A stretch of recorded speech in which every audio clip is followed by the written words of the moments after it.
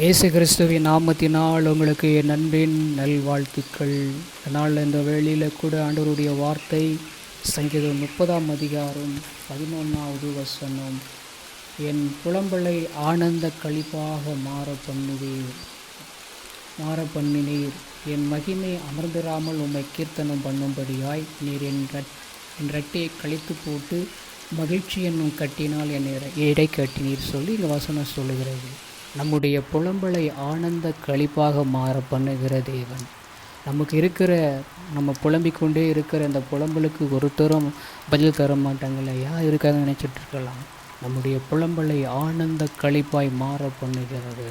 அவருடைய மகிமை அமர்ந்திராமல் நம்மை கீர்த்தனம் பண்ணும்படியாய் நம்முடைய இரட்டையை கழித்து போட்டு மகிழ்ச்சியும் என்னும் கட்டினால் நம்மை இடை கட்டினார்.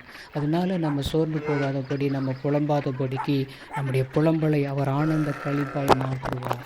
நம்ம புலம்பிக் கொண்டிருக்கிறோம்ல, அனுதினமும் வாழ்க்கையை குறித்து, படிப்பு குறித்து, வேலையை குறித்து, ஏதோ ஒன்று குறித்து நம்ம புலம்பிக் கொண்டிருக்கிறோம். அந்த புலம்பலை ஆனந்த களிப்பாய் மாற பண்ணுவார். நம்முடைய ஆனந்த களிப்பாய் மாற பண்ணுகிற தேவன் நம்மோடு கூட இருக்கிறார். நீங்கள் ஜெபம் பண்ணுங்க, விசுவாசித்து அற்புதம் செய்வார். எங்கள் கிருபையாக நேசிக்கிற எங்கள் அன்பின் நல்ல தகப்பனே, அப்போ என்னுடைய புலம்பலை ஆனந்த களிப்பாய் மாற செய்வீராக.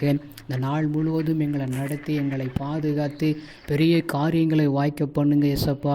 நான் புலம்பிக் கொண்டிருக்கிற என்னுடைய புலம்பல் எல்லாத்தையும் ஆனந்த களிப்பாக மாற பண்ணுங்களேன். உம்மை நம்பி இருக்கிற நான் ஆண்டவரை வெட்கப்பட்டு போகாதபடி கிருபை செய்யும், நடத்தி ஆசீர்வதியும் இயேசுவின் நாமத்தில்.